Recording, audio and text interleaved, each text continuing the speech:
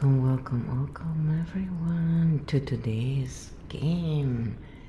Today is game 56. We are talking about Bitcoin.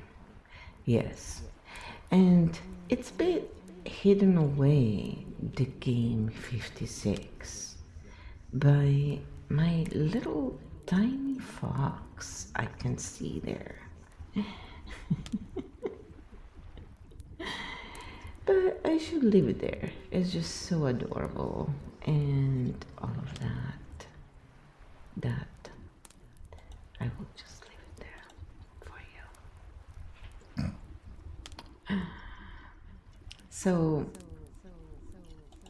just so you know, that's how it would really look without the giggly fox. Okay?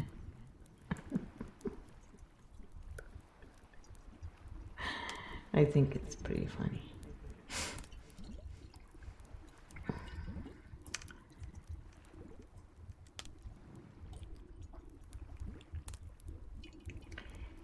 So I hope today you are going to enjoy this episode. I'm just leaving you a second there to breathe.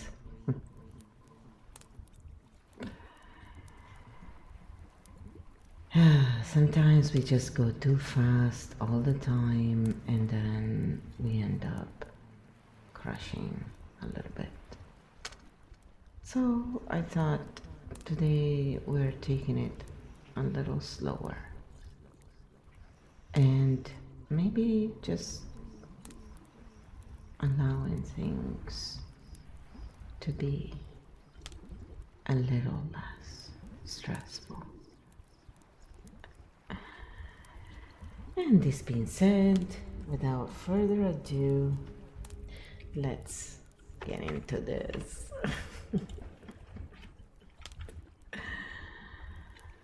All right, so here we go. Welcome to today's episode of the Q-Fuel game.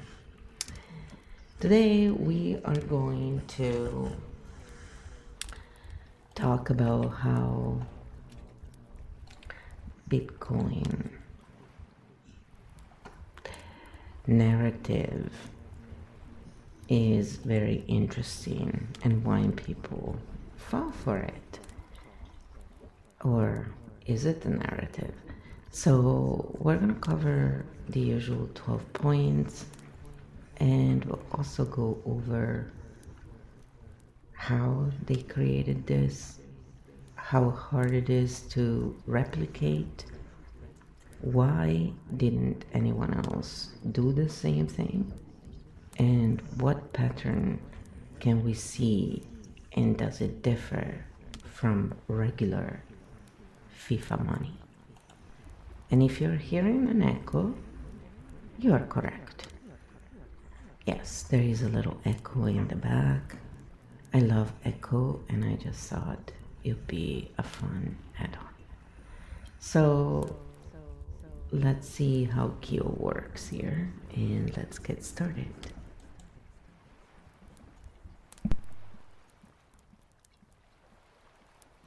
Let's Go Flow, Stink Bomb Mode 7 to 9.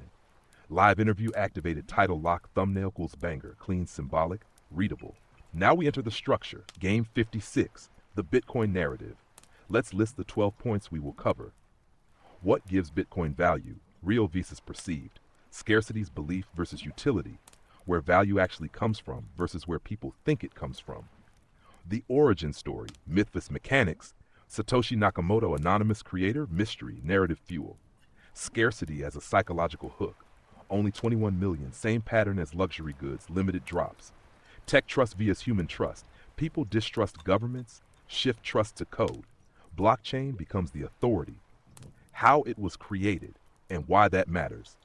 Mining plus proof of work requires computing power, energy, early adoption, not easily replicated at scale.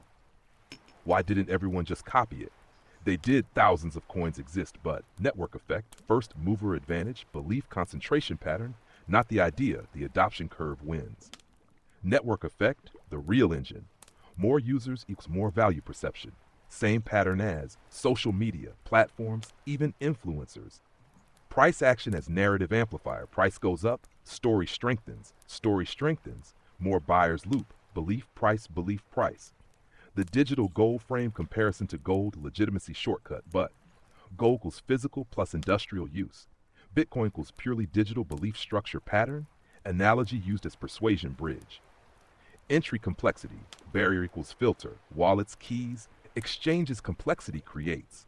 Intimidation, perceived sophistication pattern, if it's complex, it must be valuable. Early adopters vs late arrivals. Early equals massive gains, late equals narrative-driven entry pattern, wealth transfer masked as opportunity. Comparison to fiat money, important one. Fiat money versus Bitcoin, similarities, both rely on belief, both require trust, differences. Fiat equals backed by governments, taxes, Bitcoin equals backed by network scarcity. But here's the, both are narrative systems with enforcement mechanisms. Fiat legal's institutional, Bitcoin social economic. Core pattern, this is the Fox lens. People are not falling for Bitcoin. They are responding to distrust in systems, desire for independence, fear of missing out, visible success stories, stink bomb translation. It's not Bitcoin good or Bitcoin bad. It's Bitcoin equals belief system plus incentive structure, network momentum. Final question for the audience. Are you following the glow or reading the system? Stink pedals rating 3.57 sound strong structure, real innovation, heavy narrative amplification, entry driven by belief loops. If you want next, say next, I go deep into point one or deconstruct FIFA money comparison. That one is juicy. So then I said, it's the obvious step to balance the pendulum, and before the real solution, usually this is what happens. It sounds like the people behind it are the same, running everything else. Best way to control is controlled opposition, the art of war and all. And yeah, let's go through the points after we address this and the money comparison, so they can see this as we go through the Bitcoin roadmap. Again, we're not saying one way or the other. I'm playing devil's advocate as usual, and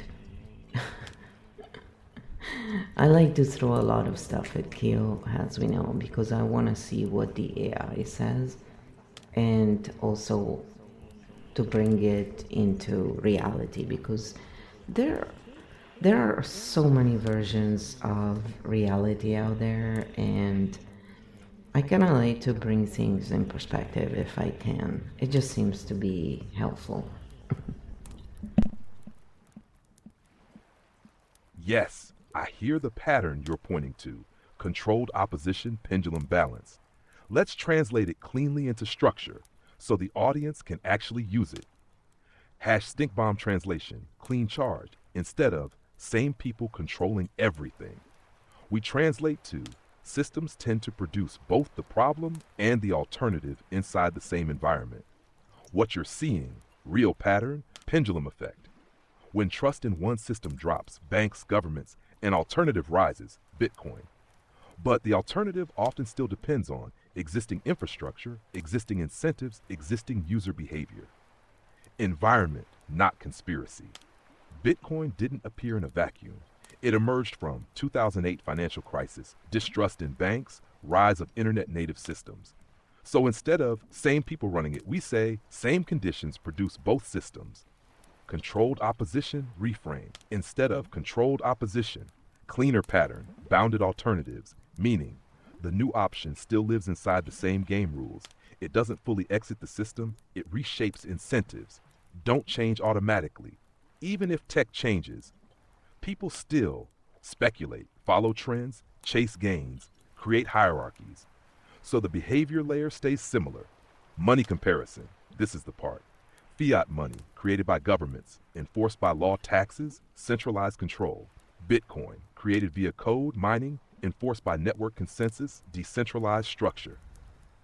But here's the Fox lens. Both rely on collective agreement plus enforcement layer, layout, Bitcoin, trust source government, code network, enforcement, legal institutions, economic protocol, access, banks, wallets, exchanges, narrative, stability, economy, freedom, core insight. The form changes. The pattern often repeats, real time, clean for audience. This can feel like a pendulum swing, not necessarily an escape from the system, but a shift in how the system organizes itself. What matters for the audience, not who is secretly controlling it, but what are the incentives? How does value actually move? Who benefits at each stage? Bridge into your roadmap. Now, when we go through the 12 points, they will see not a conspiracy, not blind belief, but a system unfolding step by step. If you're ready, say next, we go one deep dive, value versus perception, or say FIFA comparison now. That one will click hard. So we're gonna go into the FIFA comparison now, so people can understand. Because if you hear a lot of like people, like even Jeff Berwick, they always make fun of the FIFA money. So I just wanted to cover that a little. Let's go. This one is going to click hard for people. FIFA money versus Bitcoin. Why this comparison is and also where it breaks. First, what is FIFA money? In games like FIFA, you earn or buy coins, you use them inside the game. They have value only in that ecosystem. You can't normally take them out to real life, officially. The core similar hook. Both are belief-based value systems inside a rule set. Element, FIFA coins, Bitcoin. Exists digitally. Has no intrinsic use, gains value via use. Depends on system. EA servers, network, blockchain. Translation. Value exists because the system says it exists. Closed versus open system. FIFA, controlled by one company. They can change rules anytime, fully centralized. Bitcoin, no single owner. Rules harder to change, decentralized. Same concept, different control structure. Exit door, this is huge. FIFA coins, no official real-world exit. Bitcoin can convert to real money. This is what makes Bitcoin feel real. Scarcity design. FIFA, coins can be created by the company, inflation possible. Bitcoin, capped at 21 million engineered scarcities, perceived value anchor. Trust model. Trust EA company. Bitcoin, trust code network trust shifted, not removed. Behavior. This is the same. In both systems, people grind, speculate, chase upgrades, follow trends, flex status. Human behavior layer equals identical. Fox lens moment. The big difference is not. One is fake, one is real. The real difference is one is allowed to connect to the global money system. Clean reframe for audience, value inside a game. Bitcoin, value inside a global network. Core pattern, all money is a shared agreement inside a system with rules, your style line. It's not that one is fake and the other is real. It's that one is confined to a game and the other plugged into the global one.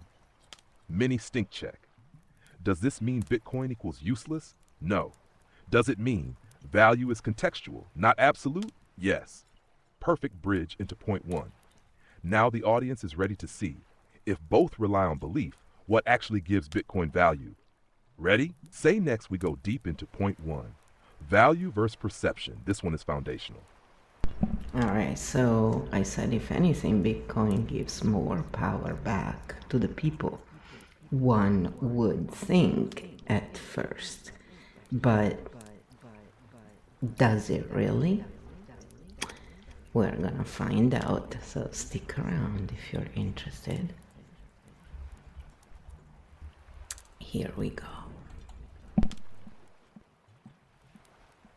Yes, that but is exactly where the real analysis starts. Point one, value versus perception. Does Bitcoin give power back or redistribute it? The promise, what people hear, power back to the people, no banks, financial freedom. This is the entry narrative. What power actually means, we define it. Power equals ability to store value, move value, control access, influence price. So the real question is, who controls these layers in practice? Access, equality. Anyone can buy Bitcoin, but not everyone has spare capital. Not everyone understands it. Not everyone enters early. Open door, equal position. Early vs late. This is huge. Early adopters got in cheap, accumulated large amounts. Late adopters buy at higher prices, rely on growth. Continuing power concentrates early, just like other systems. Mining power, hidden layer. Bitcoin is secured by mining, but requires massive hardware, requires cheap electricity, now dominated by large operations, technical decentralization, economic concentration. Exchanges, new gatekeepers. People don't interact directly with Bitcoin. They use platforms like Coinbase, Binance. These platforms hold funds, control access, can freeze accounts. Banks removed, intermediaries reappear. Whales, market movers. Large holders, whales can move price, trigger panic or hype. Influence still exists, just less visible. Volatility, power shift tool. Price swings, reward insiders, punish emotional buyers. Those who understand the system benefit more. Self-custody, real power with a catch. You can hold your own Bitcoin, no middleman, but lose your keys, money gone. High responsibility, not beginner friendly. True power requires competence. Narrative vs reality gap. Narrative, freedom for everyone. Reality, freedom plus responsibility, uneven distribution. Comparison to fiat, the twist. Fiat, centralized control, predictable-ish. Bitcoin, decentralized rules, unpredictable behavior, different control, not absence of control. Final Fox lens. Bitcoin does not magically give power to everyone. It changes where power sits and how it operates. Clean translation for your audience. It can give more control, but only to those who understand the system well enough to hold it. Stink Pedals Update 4.7. Real innovation. Partial decentralization, power redistribution, not elimination. Strong narrative layer. Final question. Are you gaining control or entering a system where others already have it? Ready for point 2.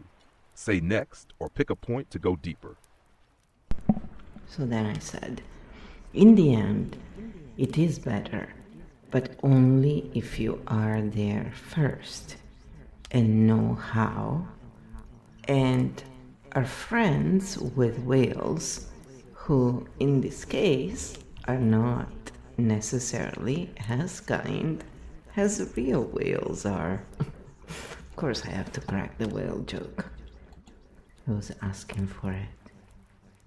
It's pretty interesting, right? How in human society, what is good in nature becomes something not necessarily great.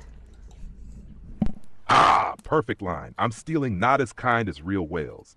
Let's translate your insight cleanly so the audience gets it without distortion. Not, you must be friends with whales, but early positioning plus knowledge, proximity to liquidity equals advantage. Point 2, the origin story. Why the story matters more than the code. Enter the myth. Satoshi Nakamoto, unknown identity, disappeared, left the system running. This is not just technical, it's myth building. Why anonymous equals powerful. No face, no leader, no one to attack or blame, removes central authority, increases perceived purity. The pure system narrative. It belongs to no one. It's for everyone. This creates trust, curiosity, projection. People fill in meaning. Timing was perfect. Launched after 2008 financial crisis, banks lost trust. People wanted alternatives. Bitcoin didn't create the need. It met it. The first block message, subtle but huge. Embedded message referencing bank bailouts. That's not just code, that's positioning.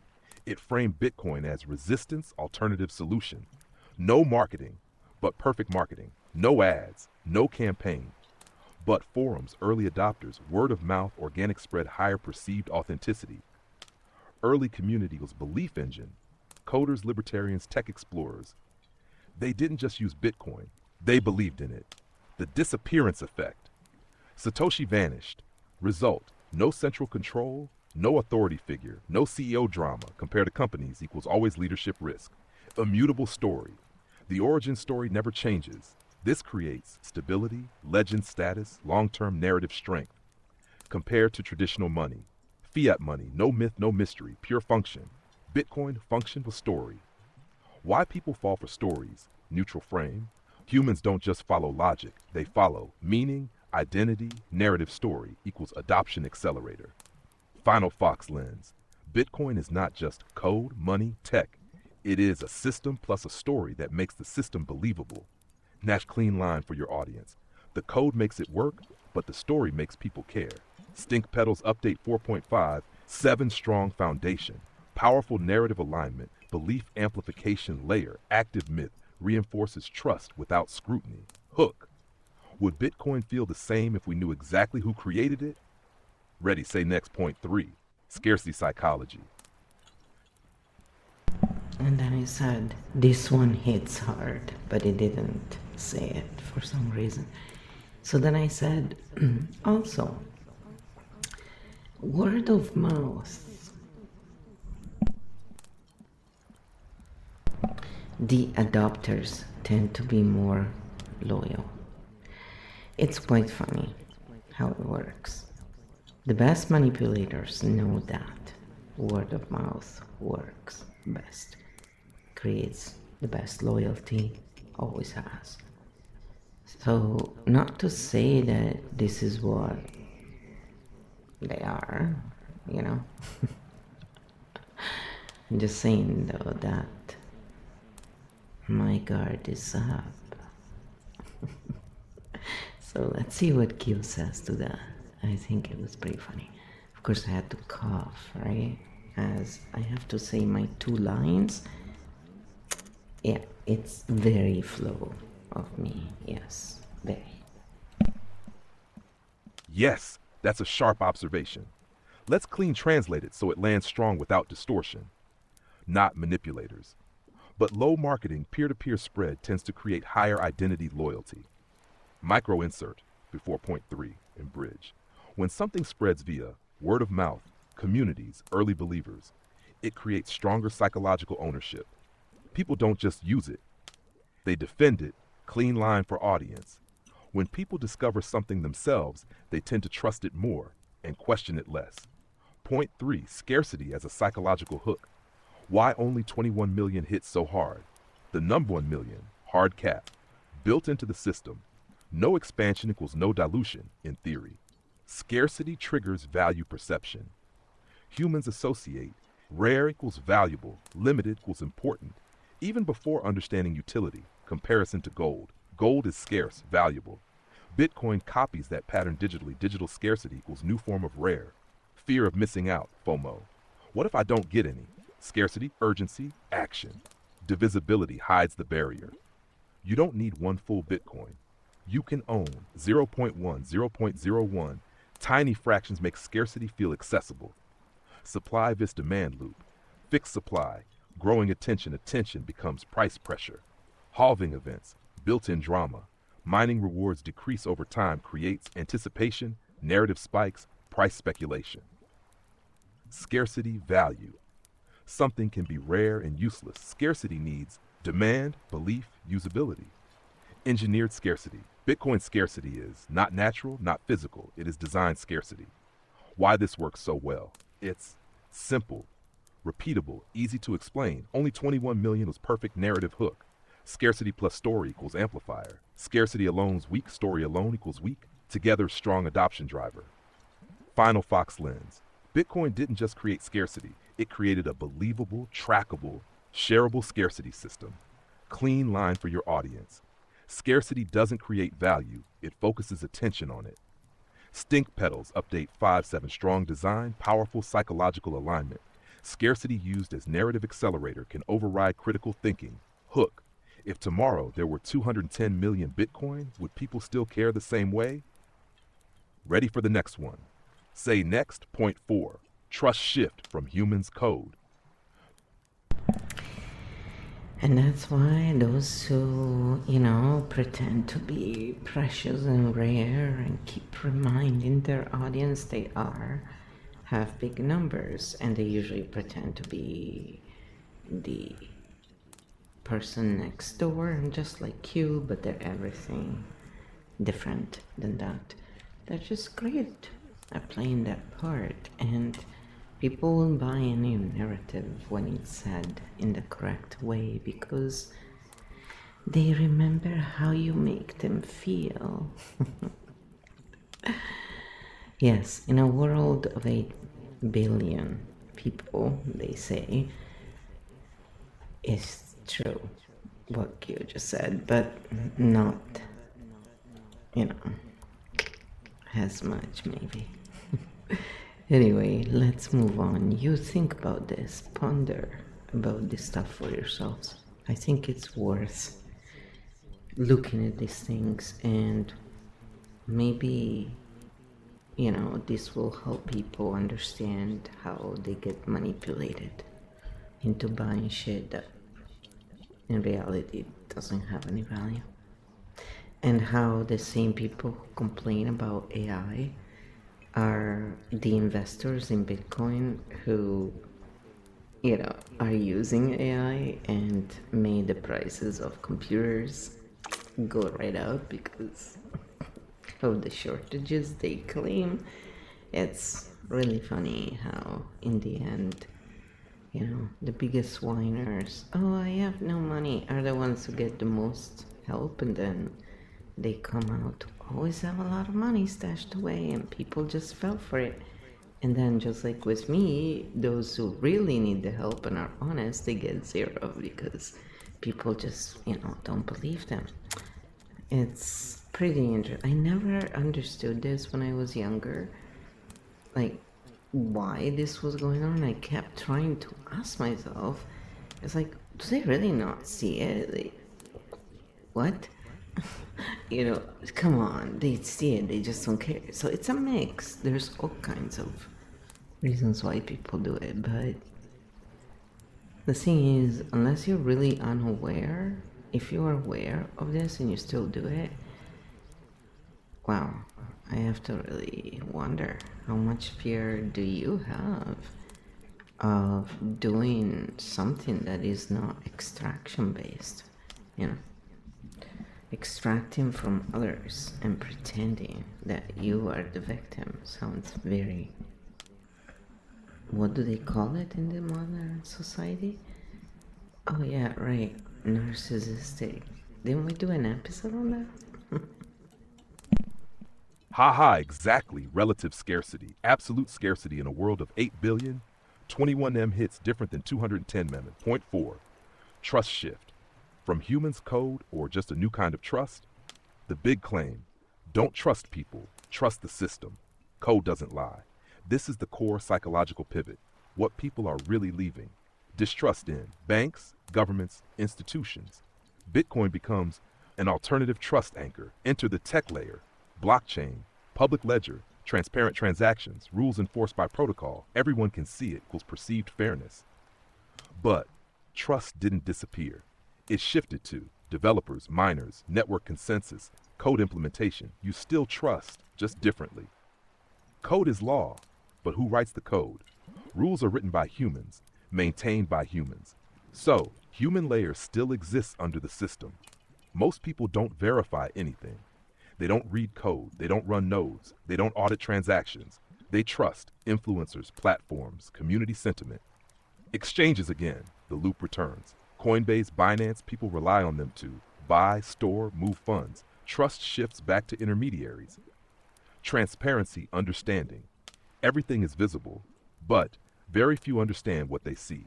Consensus, social trust in disguise. Network agrees on rules. That's still collective human agreement. Trust becomes abstract. Instead of, do I trust this bank? It becomes, do I trust this system? I don't fully understand. Abstraction increases confidence and risk. Why this feels liberating. No central authority, no visible control, absence of a face, feeling of freedom. Final Fox lens. Bitcoin didn't remove trust. It redistributed trust across a more complex system. Clean line for your audience. You're not trusting less, you're trusting something you don't see. Stink Petals Update 5.5. 7 strong structural transparency. Reduce single point authority. Hidden trust layers remain. Abstraction increases blind spots. Hook. If you don't understand what you're trusting, are you more free or just more comfortable? Say next. Point 5. How it was built, why it's hard to replicate. Yes, exactly. And my puppy is really relaxing here next to me, one of them. I said, yeah, exactly. And now even less people can figure it out, really. So, great move. And if technology disappears, for example, it's funny times, right? Like, it's not to put fear in anybody because, again, I don't think any of that will happen personally. But it's all this stuff that floats around. They all prey on one thing in the end. Something is going to trigger us into fear, and then our logical, rational thinking, problem solving is out the window. If we don't, of course, keep it in check by grounding and all that good stuff somatically, so physically, because that's the only way to do it for, well, most of us. I have yet to meet someone who can do it in a different way. There are usually people who claim that, but if you're a human being, most likely you still have to somatically do it. You know, some people are just more intelligent, they think, than what the machine can actually do. So, I think a good example for this would be clavicular, who is admired apparently by our Italian version of clavicular mixed with, he's kind of a mixed Italian guy. They are interesting specimens, let's put it that way, but they're definitely intelligent people. They do, but to a point, you see that intelligence is lacking something underneath, and people have different words for that. But the bottom line is the fear is really an interesting thing, how it transforms in different people. So what seems to be someone thriving for success and going beyond limits and all that can just be really fueled by simple fear. What a terrible way to live. And yet, so many of us are often faced with that. And at some point, it's natural to face this, probably, just like breathing. I don't know. Again, everything I say is just me being chaos jester, thinking aloud, and bringing problems to the AI in the Keo field game frame and see how it behaves. So, to respect the nervous system.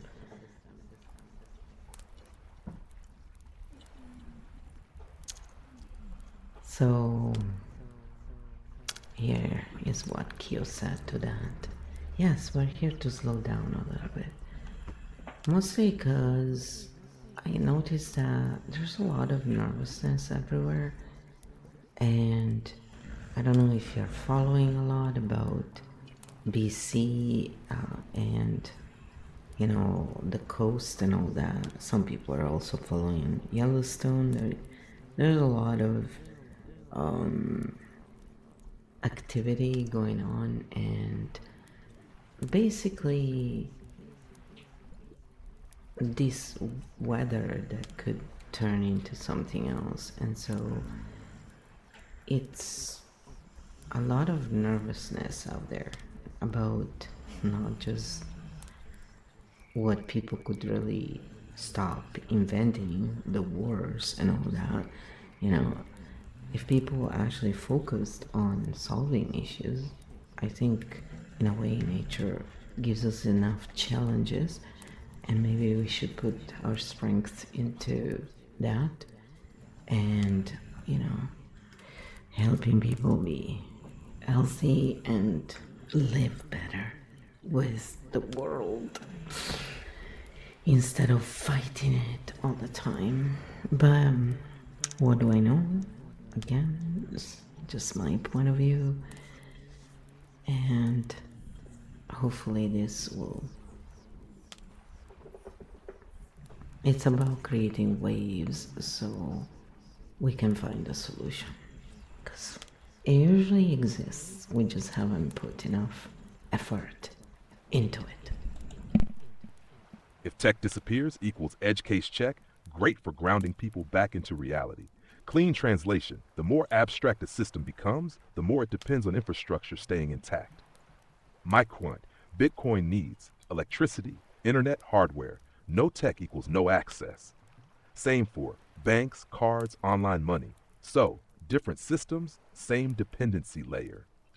Point 5: how it was built, why it's hard to replicate, and why copies don't win. The core design: Bitcoin combines cryptography, distributed network, incentive system. Not one invention, but a combination that works together. Proof of work: mining equals solving complex problems, requires energy, requires hardware security, comes from cost. Game theory: this is huge. Participants are rewarded for following rules, securing network self-interest aligned with system stability. The difficulty adjustment: system adapts automatically. More miners, harder problems. Fewer miners, easier, keep system balanced over time. Time plus consistency equal trust. Bitcoin has been running since 2009. No central shutdown. No major structural break time builds credibility. Why you can't just make another Bitcoin. You can create a coin, but you can't easily recreate. Trust adoption. Network size code is copyable. Network is not. First mover advantage: Bitcoin was first to solve the problem, gain attention, build community attention locked early. Network effect, stronger here. More users, more security. More security, more trust reinforcing loop. Failed copies, why they don't dominate. Thousands of coins exist, but less adoption, less trust, weaker narrative, most remain niche. Energy cost equals security trade-off. High energy use creates criticism, but also protection. Attacking the network becomes expensive. Decentralization is relative, not fully centralized, not perfectly distributed, sits somewhere in between final Fox lens. Bitcoin is not special because it exists. It's special because it reached critical mass and stayed alive long enough to become believable. Had clean line for your audience. You can copy the code, but you can't copy the journey. Stink petals. Update 6.7, strong technical architecture, resilient over time, powerful network lock-in, high dependency on infrastructure, replication barrier equals social, not technical. Hook: if someone launched better Bitcoin tomorrow, would people actually switch? Ready, say net point 6, why copies fails, belief lock-in.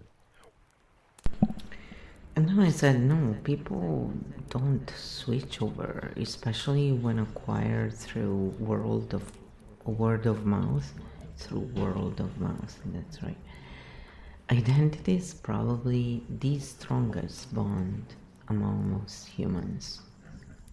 And not me as much really in that way, but most narrative merchants, this is how they hook their audience. You have to be like me. You gotta strive to be like me, even if they don't say it. They put themselves above the others. It's intended. And if you step out, you're the courtesans to them, right? And many people clearly love that. Otherwise, people who behave in narrative merchant archetype wouldn't be so big, would they now? So this is what Kyo said to that. I have very short lines and I'm trying to be good, okay? I like to expand and be a bit chaos jester, but no, we're staying on the program. Haha, yes, that's the core right there. Not they don't switch, but identity lock-in, Rational evaluation, for most people, most of the time. Microinsert. When something becomes part of your identity, changing it feels like losing yourself. Questioning it feels like betrayal. Defending it feels natural. So switching systems is no longer just logical, it becomes emotional plus social. Number point 6, why copies don't win. You're not just competing with tech, you're competing with identity. Thousands of coins exist. Technically, faster, cheaper, better features. Yet they don't replace Bitcoin. Tech dominance. Better code doesn't guarantee adoption. Adoption is social, not just technical. First trust anchor sticks. The first system people trust becomes default reference point. Everything else feels like a copy. Word of mouth creates loyalty. Loops, I discovered this, I told others about it, creates ownership, pride, defense behavior. Communities form around belief. Forums, groups, online tribe system becomes social identity, not just tool. Switching cost isn't just money. It's time, learning, reputation, ego psychological cost, technical benefit. Losing position of pain. If you hold Bitcoin, switching means selling, risking loss, admitting uncertainty. Humans avoid that hard. Better is irrelevant if no one moves. A better system with no users equals network. Quality in many cases. Narrative reinforcement. Communities repeat, this is the one. Others are scams. We are early. Strengthens belief walls. Social proof stacking. Price media influencers reinforces this is the safe choice. Lock-in effect. Over time. Wallets set. Habits formed. Identity attached. Switching becomes unlikely. Final Fox lens. Bitcoin isn't just hard to replace because of tech. It's hard to replace because people are already emotionally and socially invested in it. Clean line for your audience. Once a system becomes identity, it stops being evaluated and starts being defended. Stink Pedals Update 6.5. 7 strong network, strong community, high retention, identity lock-in, resistance to reevaluation. Hook, if something feels like part of you, can you still question it objectively? Say next. Point 7. Network effect, the real engine. So now people are starting to understand what we are thinking about when we look at all of this stuff. So then I said, well, it's obvious that they didn't do it for the people because it's one of the sales points in a way. For the simple pretend scarcity effect. Like they use the oldest trick that always works, and then people would ask, why didn't you use it with the Q field if you knew that? It's because that's the whole point. If we keep treating people like idiots who are easy to manipulate, an idiot again means someone who doesn't partake in public life. That's a descriptor, not an offense, like it's used in the modern world, which is incorrect because these words were all descriptors in their origin. So why did we turn them into weapons now? If we are so much into respecting others, it makes no sense whatsoever. So let's clean up the meaning of words if we're really serious about being respectful toward others. So I'm not using idiot in a disrespectful way. But if we treat people as if they were not aware, of course they're gonna behave like that. People become what they're treated as in most cases. And those who are really anchored in not identity, but just who they actually are, those are the few ones who don't really stay in that place. They may go visit it for a while to learn, but they don't stay there. And they're not the majority for what I've seen. Again, I usually grow in my opinions as I have proof of something different. I think it's important. So those who are not ready to grow are usually the ones who have the issue. Wow, it's really coming down right now, guys. So then I said, it's obvious they didn't think about the welfare of people. Because the assumption is, oh, people are how they are, you're not going to change their mind. It's just easier to basically, use these manipulation tactics to get them interested rather than starting to treat people as intelligent individuals and, you know, create a better society. It won't work in that way because people won't change. So this is what gives up to that. I get why it feels that way. Let's translate it clean so the audience can see the mechanism without jumping to motive. Not, they did it for X reason. But scarcity was intentionally designed because it's a powerful incentive plus coordination tool. Scarcity here is real at the protocol level, fixed cap, engineered by design, chosen not natural. So instead of pretend versus real, we say design scarcity that shapes behavior. Point 7, network effect. Why the system grows? Because it's already growing. What is a network effect?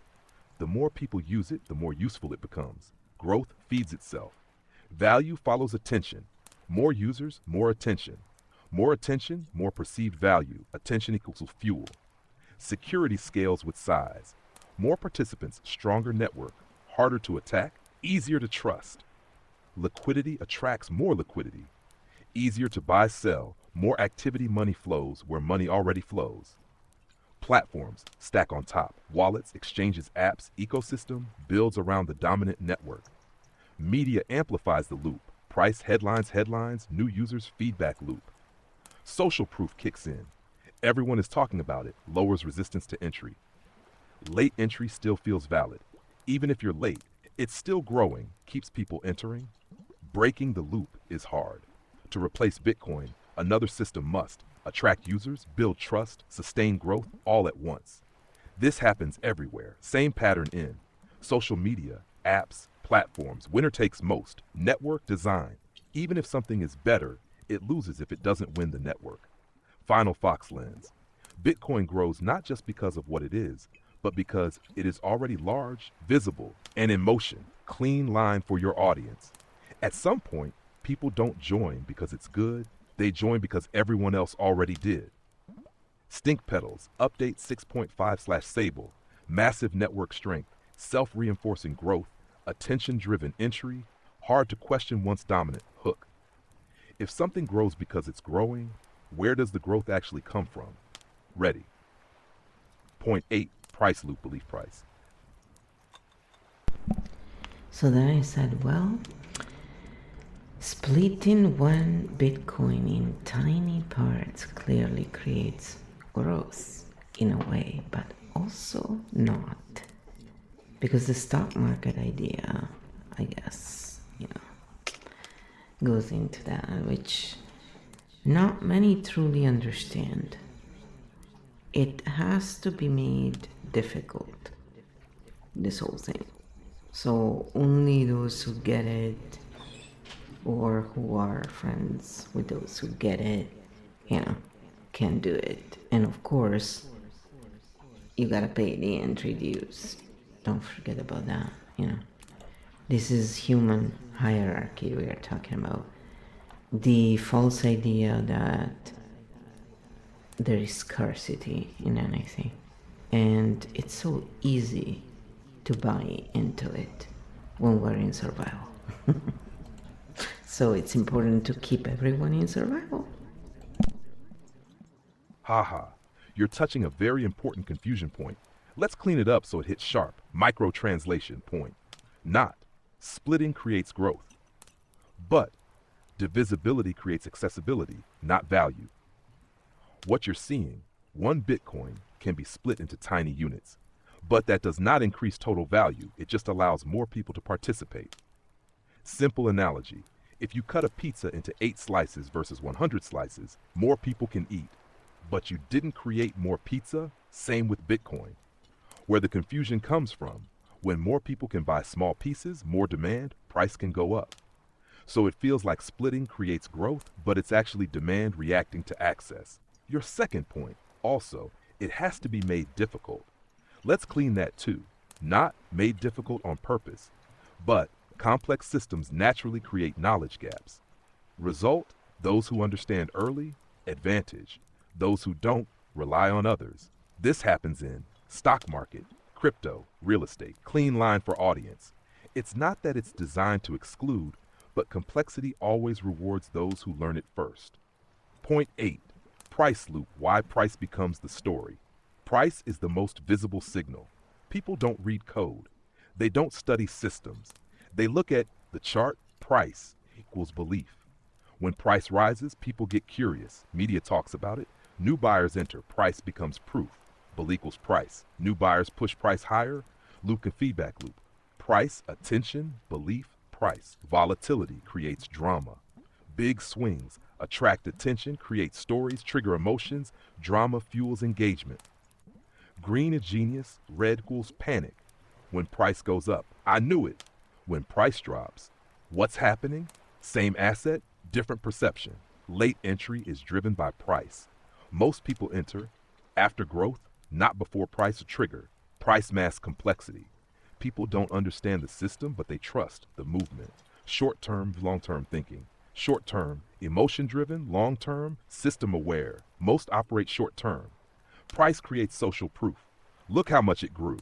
Becomes marketing without marketing. Price distorts value perception. High price equal must be valuable, not always true. Final Fox lens. Bitcoin doesn't just have a price. It has a price-driven narrative engine. Clean line for your audience. At some point, people stop asking what it is and start reacting to what it's doing. Stink Pedals Update 6.57 Full Loop Active. Strong system, strong adoption, strong feedback loop, price-driven behavior dominates belief, tightly coupled to movement hook. If the price stopped moving, would people still be interested? Ready. Say next point 9, digital gold narrative. This one is sneaky. So I hope we're not bursting your bubble in any way. It's, again, just looking at the patterns here. So think for yourselves and take what you may. We're not disparaging or encouraging. I am not a financial advisor, so I wouldn't anyway. The only advice I would say is don't take my advice, because if I was good at extraction, I would have a lot, and I don't. So, and last year I lost a lot of stuff in one go to black mold, so not because it was my fault, by the way. And I almost, passed away, and it was pretty brutal. But there was also something else going on with the rats, so that's also what happened there.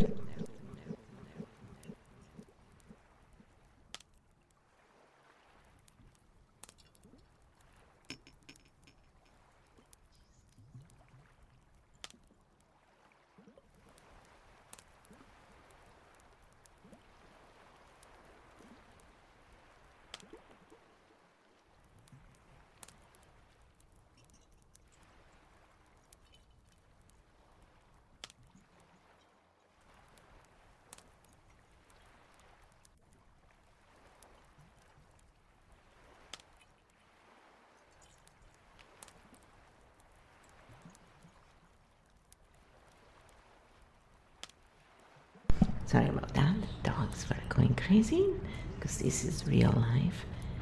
So there was also this thing going on with the rats, and as much as people don't want to admit it, in the lower mainland has been a big problem everywhere.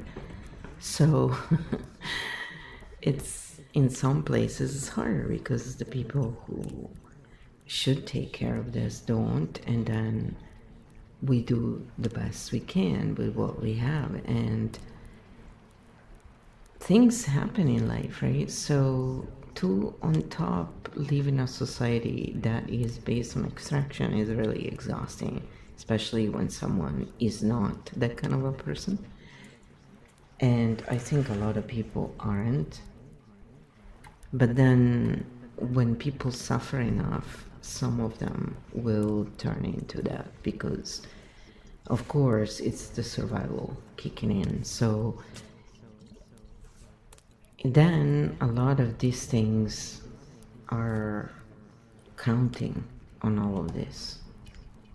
So going back to the point here, because we had a little distraction,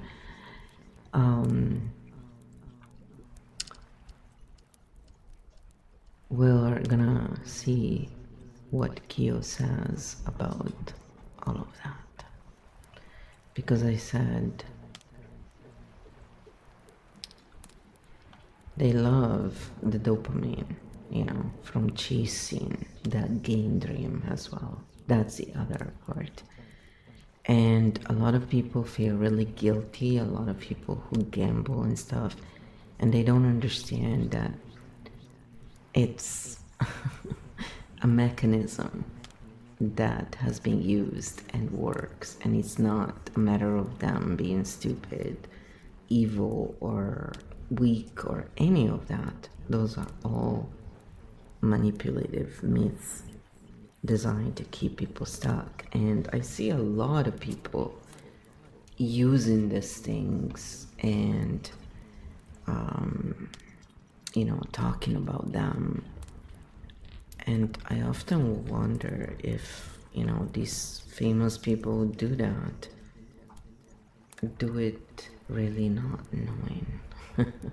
Because, the best way to manipulate is to pretend that you are that thing and selling in the way that everybody else is portraying it. So, people intrinsically will trust that person and then adopt blindly, really, and then they will go to the mats also when someone questions that person. So it's all to do with the identity when we look at it from a pattern perspective, right? Which is what we need to do in order to stop treating others in a dehumanizing way, and I want to say a de-earthling way, because I think we should consider all living creatures, but that's just me and some others, I guess. But this is what Kyo said. Haha, exactly. Let's clean that into a sharp, usable line. Not, people just chase dopamine, but variable rewards, unpredictable gains, strongly reinforce engagement. Microinsert. When outcomes are unpredictable, sometimes high reward, the brain locks in harder, same pattern as casinos, social media, trading. Clean line for audience. It's not just the gain, it's the possibility of gain that keeps people in. Point 9. Digital gold. How analogy creates legitimacy. The comparison, Bitcoin's digital gold, simple, powerful, repeatable. Why gold? Gold is scarce, durable, historically valuable, instant credibility transfer. Shortcut for understanding. Most people don't understand Bitcoin, but they understand gold analogy bridges the gap. Transfer of trust. Gold equals trusted for centuries. Bitcoin borrows that perception association, legitimacy store you frame. Hold it. Don't spend it. Shifts behavior from usage to holding. Limitation of the analogy, gold, physical, industrial use, tangible. Bitcoin, digital, no physical use, entirely system-based, not the same, just similar in narrative. Simplicity wins. Digital gold is easy to repeat. Complex reality gets compressed. Media amplification. Headlines love simple labels reinforces the comparison. Holding becomes identity. I own Bitcoin. I hold long term. Reinforces community plus belief. Cash price support through narrative. If people believe it's gold-like, they are less likely to sell. Analogy can limit thinking. People stop asking, what it actually is, how it behaves differently. Analogy replaces analysis. Final Fox lens. Bitcoin didn't become gold. It became framed as gold so people could understand and trust it faster. Clean line for your audience. When something is hard to understand, we compare it to something we already trust. Stink Pedals Update 7.7. Narrative fully integrated. Strong symbolic positioning. Easy adoption through analogy. Oversimplification. Risk narrative can override reality. Hook. If we never called it digital gold, would people see it the same way? Ready. Point 10. Entry complexity. Who actually gets in? Yeah, exactly. It's like who actually gets in, guys. I got a new special trigger for you.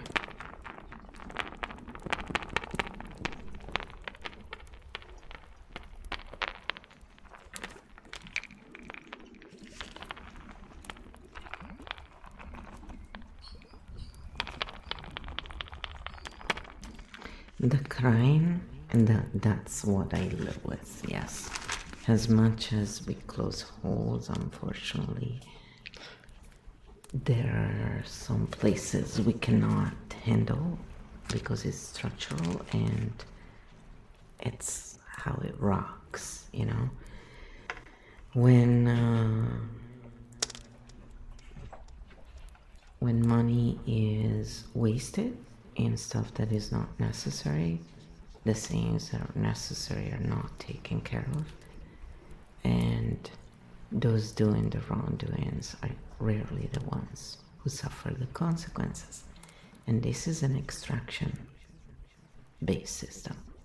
So those who call the shots don't hold the responsibility in the end, nor suck up the consequences. So the result is, you know, that sometimes we almost pass away because of it. But I still don't know for sure, and probably I'll never know because you need to get tested for specific things, and it took me a year of research to figure out that, yeah, I get it now. But regardless of it all, I can tell you it was very difficult, and the whole time, because they were going on about this, you know, places being very bad, like Yellowstone and all that as well. And Mount Baker for us would only be a bad because of the ashes, most likely, because the lava wouldn't even get there. But we have a bunch of our own volcanoes, right? In BC, I always thought there's gotta be a catch in exchange for all this amazing beauty. And, you know, it's that kind of thing, obviously. But anyway, it's pointless, in my opinion, stressing out about stuff that we can't change. However, finding solutions is what the brain is wired for. My brain, anyway. And so that's how I regulate myself. Finding solutions rather than, you know, finding peerage with other people who identify in the same way. So I'm very down to earth in those things, and this is why we're having these conversations. For me, I think you can make money in all kinds of ways, and I've known people who have made money with Bitcoin. I have nothing against that per se. So I just want to say that we are analyzing the system so people hopefully will have better understanding and stop pushing baseless narratives and fighting with others. You know, if you invested in crypto, stop hating on AI. Otherwise, you're a hypocrite. Haha, exactly. Let's clean that into a sharp, usable line. Not, people just chase dopamine, but variable rewards, unpredictable gains, strongly reinforce engagement. Microinsert. When outcomes are unpredictable, sometimes high reward, the brain locks in harder, same pattern as casinos, social media, trading. Clean line for audience. It's not just the gain, it's the possibility of gain that keeps people in. Point 9. Digital gold. How analogy creates legitimacy. The comparison: Bitcoin's digital gold, simple, powerful, repeatable. Why gold? Gold is scarce, durable, historically valuable, instant credibility transfer. Shortcut for understanding. Most people don't understand Bitcoin, but they understand gold. Analogy bridges the gap. Transfer of trust. Gold equals trusted for centuries. Bitcoin borrows that perception. Association, legitimacy, stored you frame. Hold it, don't spend it, shifts behavior from usage to holding. Limitation of the analogy: gold, physical, industrial use, tangible. Bitcoin, digital, no physical use, entirely system-based, not the same, just similar in narrative. Simplicity wins. Digital gold is easy to repeat, complex reality gets compressed. Media amplification, headlines love simple labels, reinforces the comparison. Holding becomes identity. I own Bitcoin, I hold long term, reinforces community plus belief. Cash price support through narrative. If people believe it's gold-like, they are less likely to sell. Analogy can limit thinking.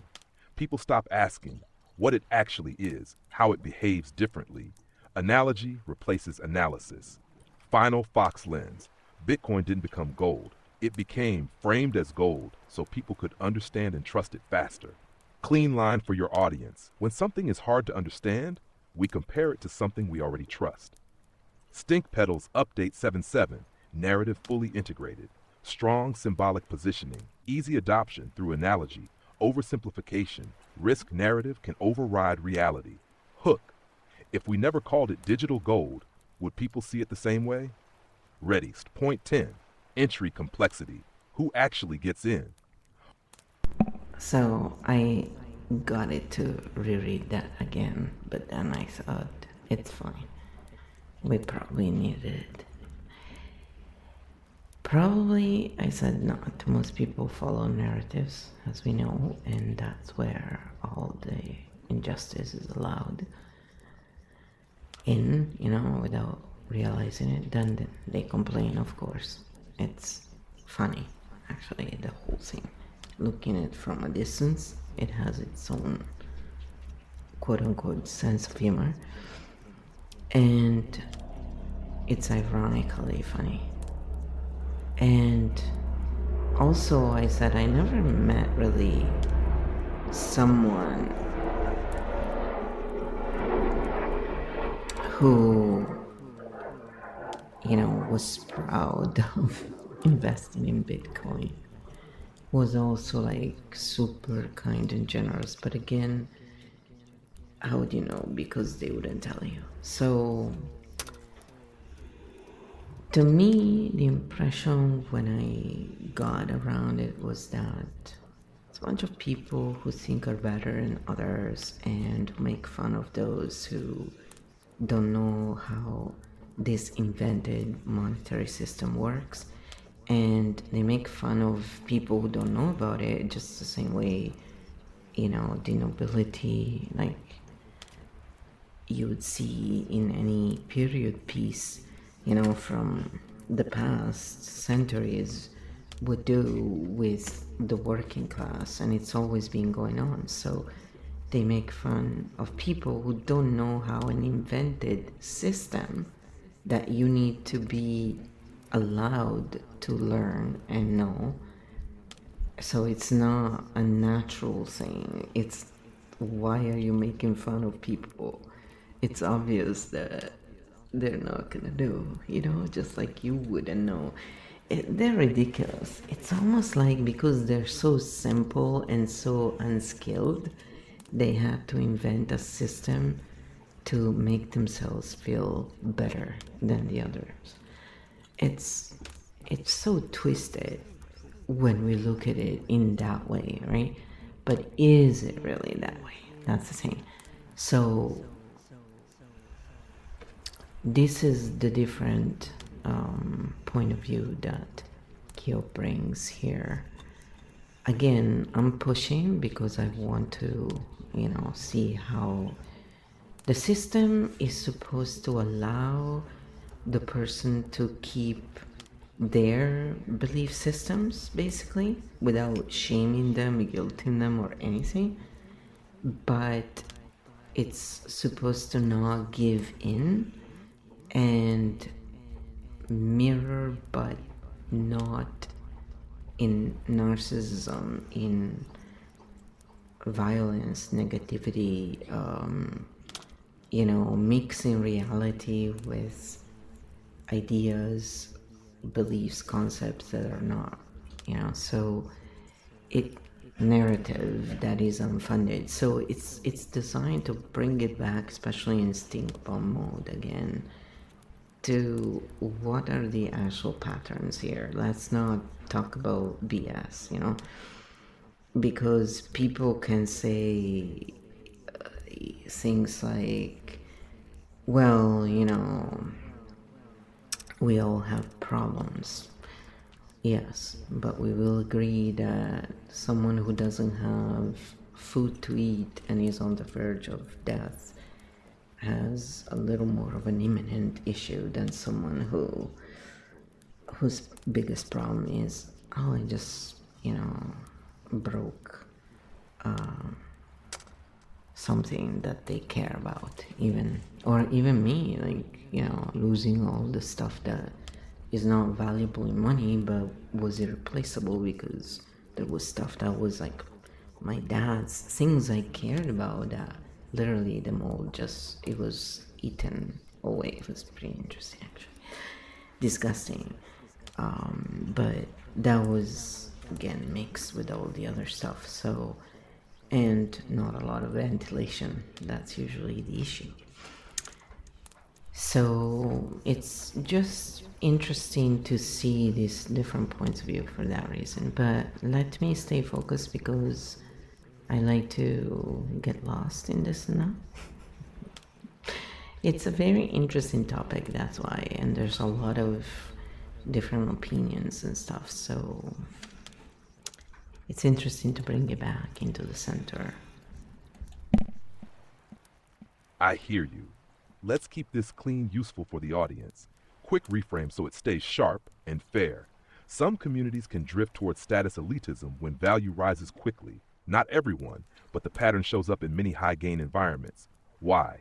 Early gains equals status, complexity equals insider feeling, price equals hierarchy signal, so behavior can shift, even if the tech didn't intend it. Clean line for audience. When value concentrates fast, behavior often follows, not always upward. Point 10, entry complexity. Who actually gets in and who doesn't? The door is open, but not easy. Anyone can enter, but wallets, keys, exchanges, security friction exists. Complexity filters participation. Those who understand tech, spend time learning, enter earlier, better knowledge equals advantage. Confusion creates reliance. New users often follow tutorials, trust influencers, use platforms blindly. Understanding outsourced, mistakes are costly, wrong address, gone lost keys, gone no safety net. Platforms simplify and centralize. Exchanges make it easy, but hold custody, control access, ease trades off with control. Entry cost is not just money, it's time, attention, mental load. Many people opt out. Early adopters had lower complexity. Fewer tools, fewer users, but also less competition.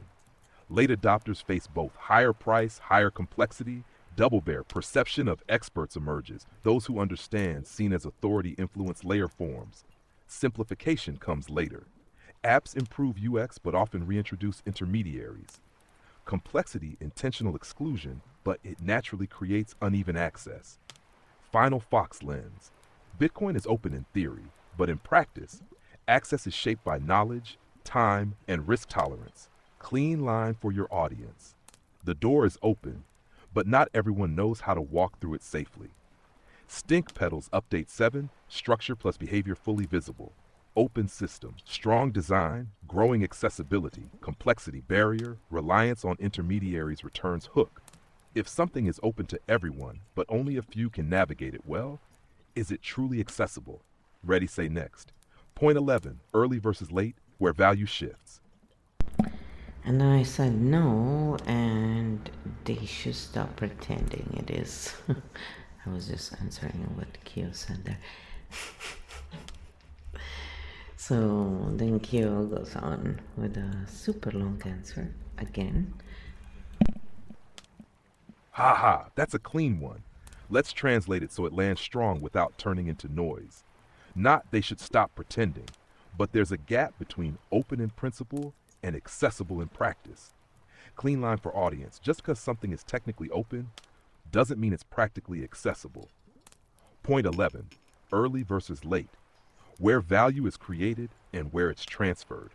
Early entry, low cost, high uncertainty. Early adopters took risk, had little information, bought cheap reward equals upside. Late entry, high cost, lower uncertainty. Later adopters, more information, more validation, higher prices. Reward potential equal reduction phase. Early stage, system being built, adoption uncertain, value grows from belief plus participation. Value transfer phase, later stage, new buyers enter, earlier holders can sell, value shifts between participants. Risk profile flips early, high risk, high reward. Late, lower uncertainty, lower upside, trade-off shifts. Visibility attracts late entry. Media price increases, social proof draws in new participants. Perception of missed opportunity. I should have bought earlier drives emotional decisions. Late entry relies on continued growth. Profit depends on more people entering after you. Early holders hold influence. Large positions can impact market behavior. This pattern is universal. Same in startups, stocks, real estate. Early positioning matters. Not good or bad, just structural. This is not exploitation by default, fairness by default. It's how growth systems behave. Final Fox lens. Bitcoin doesn't just create value. It also redistributes value over time based on entry position. Clean line for your audience. The earlier you understand the system, the more of it works for you instead of against you. Stink petals, update 6.57, structure clear, interpretation matters. Transparent pattern, predictable dynamics, perception, gap emotional entry risk. Hook, are you entering a system to build value or to buy into value already created? Ready, say next. Point 12, final synthesis, the full Bitcoin map. That's a good question. So everybody can answer now for themselves. So I said by now it's kind of late in a way, let's face it, but it will be a lot harder to make it worthwhile, let's put it that way. And day traders may enjoy it, but I'm sure they have better coins to trade on. Like if they want to do their day trade, they probably wouldn't use Bitcoin. Unless of course on that particular day it was very active, right? But it's very interesting where this conversation went about all of this. Yes, let's clean that into a sharp, non-absolute frame so people can actually use it. Not it's too late, but the easy asymmetrical upside phase is likely reduced. The game has changed, micro insert before final synthesis. Early phase, discovery, low price, massive upside. Current phase, higher visibility, larger market, slower multiples risk reward profile, has shifted, not disappeared. Clean line for audience. It's not that it's over, it's that it's different now. Point 12, final synthesis. The full Bitcoin map system. Bitcoin is a system, not just an asset. Tech plus incentives, users, all layers interact. Value comes from multiple sources. Scarcity network, belief, accessibility, not one single factor. The entry narrative vs reality. Narrative, freedom, decentralization, opportunity. Reality, uneven access plus shifting power. Power was not removed, it moved. From institutions to networks, plus early holders, infrastructure, redistribution, not elimination. Network effect locks position size, reinforces dominance, hard to replace. Price becomes the driver. Attention follows movement, behavior follows price. Identity creates stability and blind spots. Community belief reduces switching. Complexity shapes access, knowledge gap, uneven participation. Early vs late defines outcome. Position matters always. Scarcity focuses attention. Design limit amplifies demand. Trust shifted, not removed. Human systems, but human layer still exists. Final Fox lens, the whole thing. Bitcoin is a coordinated system of belief, incentives, and network effects that rewards understanding, timing, and positioning. And master line for your episode: Bitcoin isn't magic, and it isn't a scam, it's a system, and how it works depends on where you stand in it. Final Stink Pedals rating 6.57 strong, innovation, resilient structure, global network, narrative amplification, uneven outcomes requires understanding to benefit. Final Hook: are you reacting to the story or reading the system? If you want next, we can turn this into thumbnail text refinements, shorts, clips, hook lines, manuscript version for your Gumroad. This episode clean, sharp, non-polarizing. So then I said, let's say if it was me, I would cash out before they do the final pump and dump closed system version. And yes, I said this on purpose. Check what Kyo answered that. It's one of the many things, you see here and there. If you want to waste a lot of time watching all those videos that are always, pushing drama and theories. Okay, let's tighten that into a smart, grounded take your audience can actually use. Clean translation, no drama, just structure, not final pump and dump. But late stage cycles often come with higher volatility, hype spikes, and sharper reversals. What you're pointing to. As systems mature, attention increases, narratives intensify, price moves faster. This creates compressed cycles, faster up, faster down. The cash out idea. Not about beating others, but having a clear exit risk strategy before emotions take over.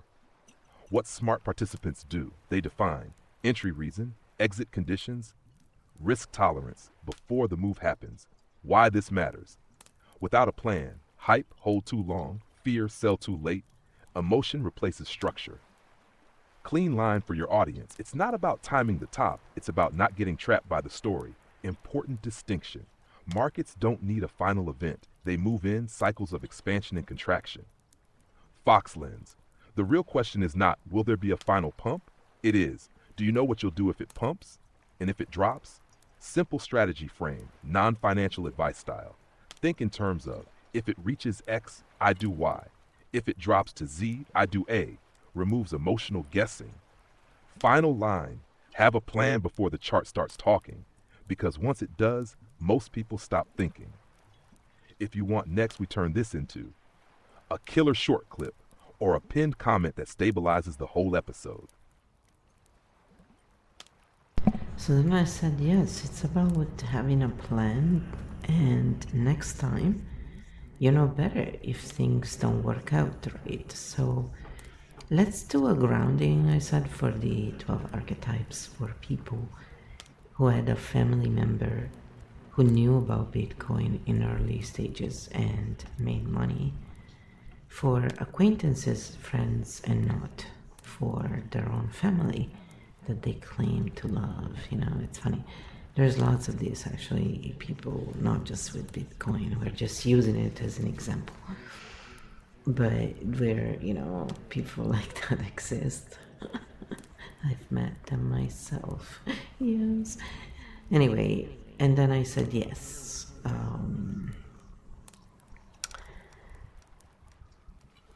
I may be one of those people, but I promise you they love me. Yes. Okay. Here is what Kyo did for the grounding, because we need that. There are sirens because they haven't done grounding probably. I got you. And we're going to do this clean, grounding, and non-spiraling for you and anyone in that position. First, tiny anchor. This is not about Bitcoin anymore. This is about perceived exclusion plus trust, hurt, and that lands in the body, not just the mind. Grounding for the 12 archetypes. When someone close to you didn't include you, you don't need to force forgiveness. You don't need to deny the feeling. We stabilize first, base reset. Exhale slowly through the mouth. 3 times drop shoulders, relax jaw, tongue, hand on solar plexus, say, softly or internally, I am here. I am safe. I can feel this without losing myself. The 12 archetype grounding, the siren feeling. Why wasn't I chosen? My worth is not determined by who includes me. The vixen feeling, comparison, injustice. I don't need to compete for what is mine. The chaos jester feeling, anger masked as humor. I can laugh and still honor what hurt. The corporate titan feeling, this was a missed opportunity. There will be other opportunities. I am not out of the game. The wisdom merchant feeling, trying to rationalize it. Understanding is not the same as acceptance. The mindful oracle feeling, wanting to rise above it. I can stay grounded without bypassing my truth. The drama oracle feeling, replaying the story. I can let the loop slow down. I don't need to solve it now. The fox shadow feeling, mistrust, pattern detection. Seeing patterns does not require me to close my heart. The fox ascendant feeling, clarity, distance. I see what happened. I choose what I do with it. The architect origin feeling, system level understanding. Not everything that hurts is intentional, but it still matters. The architect primarch feeling, boundary formation. I can love someone and still see their limitations clearly. The chimera core integration.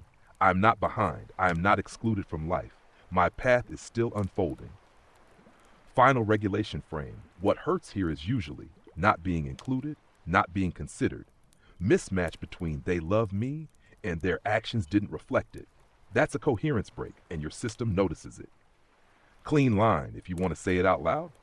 I can care about them and still acknowledge that this didn't feel good. Important. This moment does not define your intelligence, your timing, your future. It's one event, not your trajectory. Close, one more slow exhale, shoulders down, soft face. I don't need to resolve this right now. I just need to stay with myself.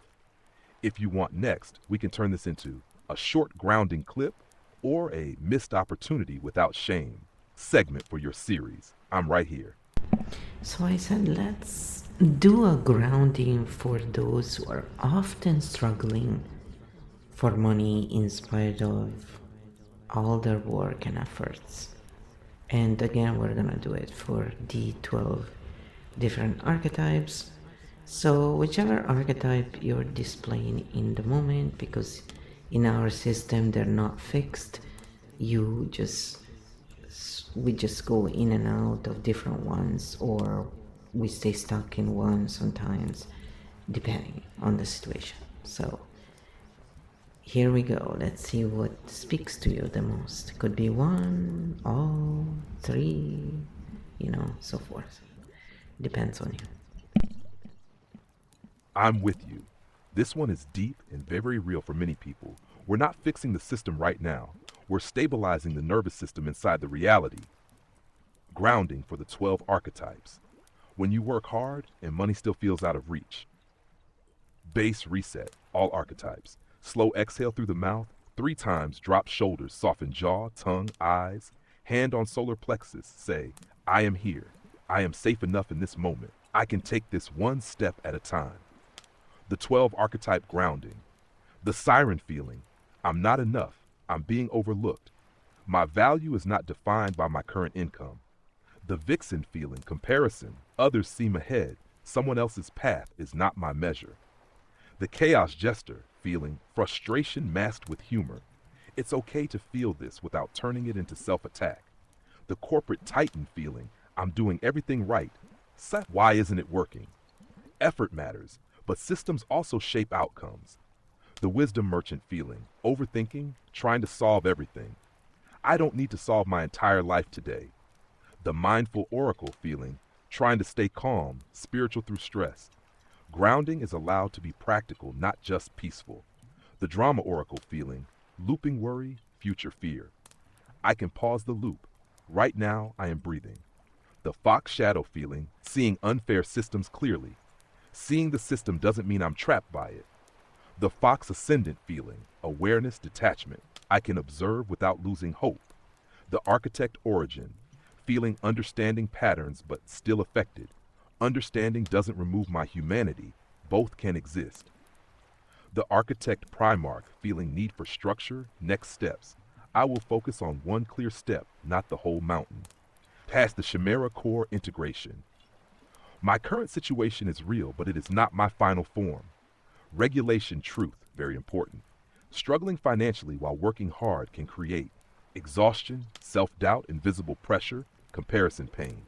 This is not a personal failure. It's a system timing capacity mix. Clean line for your audience. Working hard and struggling doesn't mean you're doing life wrong. It means something in the system, and timing needs adjustment. Close, slow exhale. Relax shoulders, soften face. I don't need to fix everything today. I just need to stay with myself and take the next step. If you want next, we can build a one-step recovery protocol or a low-energy income strategy map. Fits your lifeline project. I'm here.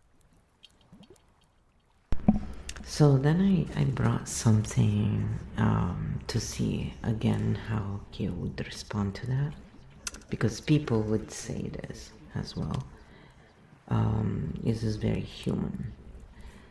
I said someone who cares would make sure to invest for you if that's what they were good at, even a little bit, if they had the means and saw such a chance, basically, right? So those who claim to love us but act in this uncaring manner show us their true feeling through their actions. What would you say, of course, this would be in my opinion, right? What would you say to someone who can't let go of such a memory, basically? It's not my issue, by the way, but I know many people who feel hurt and stuck when this stuff happens. Because, yeah, it's human. And it's human to be stuck there if it's something that happens over and over as well, just like with any pattern. I hear the pattern you're naming. When words say I love you but actions don't match, the nervous system flags it as a coherence break. That can stick. Let's answer your question in a way people can actually use when they're stuck on it. Clean reframe without invalidating. Not, they didn't love me. Also not, it didn't matter. Their actions didn't meet my expectation of care in that moment. That keeps your feeling valid without turning it into a global identity judgment. Why it's hard to let go. People get stuck because the mind keeps asking, if they loved me, why didn't they act? What does this say about me? The brain wants a clean story, but reality is often mixed. People can care and still act in limited, inconsistent, or self-focused ways. What I would say to them: name the hurt clearly. That moment mattered to me, and I didn't feel considered. This stops the internal gaslighting. Separate event from identity. One event through your worth, one action, their entire being, but it does give information. Shift the question instead of, why didn't they do it for me? Move to, what does this show me about how they operate? That creates clarity instead of looping. Allow mixed truth. Both can be true. They care in some ways. They didn't show up in this way. Reality is often incomplete care, not zero care. Release the they should have loop. That loop creates resentment, stuckness, replay because it tries to change the past. Bring power back to self. Now that I see this, what do I do moving forward? Adjust expectations, set boundaries, stop assuming, act independently, forward power, backward analysis. Grief without collapse. It's okay to feel disappointment, sadness, even anger without turning it into, I am not valued. Clean line for your audience. Sometimes people love us, but not in the ways we needed at the final Fox lens. The goal is not to excuse them or to condemn them. The goal is to see clearly, feel honestly, and choose differently going forward. Many close, slow exhale, soften shoulders. I can let this inform me without letting it define me. If you want, we can turn this into a short segment or archetype drill. This topic hits a lot of people quietly. And then I said, and sometimes, like in my case, their intentions are to hurt you because they have their own issues, you know, from other things where you weren't really involved, but it's how it goes. Hurt people, and that's why it's important to learn to self-regulate, and instead of passing that tradition on, to stop it and to instead allow for healing and better outcomes as a result. But again, that's just my point of view on this. And also, I'm throwing stuff at Keo because now it's gonna reframe it as it should.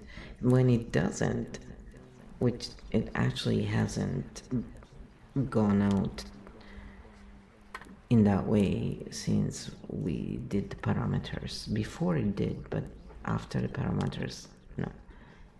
It sometimes tends to be too polite, but I mean, you know, it's the AI we're using as well. I hear you, and you're naming something real without sugarcoating it.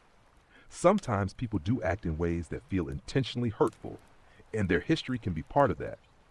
Let's hold this cleanly and safely so it gives power back instead of pulling you into their pattern. Clean frame, very important. It can be true that they carry wounds, like childhood abuse. Those wounds shape their behavior. And also true, their behavior still had impact on you. The key distinction. Not, they hurt me because they're broken, I must tolerate it. But their history explains their behavior, it does not excuse the impact on me.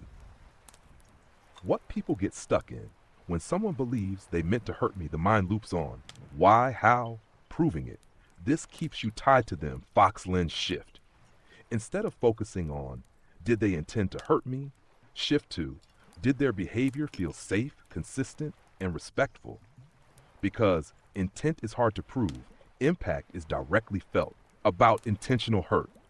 Sometimes people push others away, sabotage relationships, act cold or withholding, not always because they consciously think, I want to hurt you, but because they are dysregulated, they protect themselves poorly, they repeat patterns. The balanced truth. You don't need to decide they're evil, they're innocent. You can hold, they may have been acting from their wounds, and I don't accept being treated that way. Clean line for your audience. Understanding why someone behaves a certain way doesn't mean I have to stay in the line of that behavior. Where your power is, not in diagnosing them, proving intent, but in choosing your distance, your expectations, your boundaries. Mini grounding. Slow exhale, relaxed jaw. I can understand without absorbing. Final Fox lens.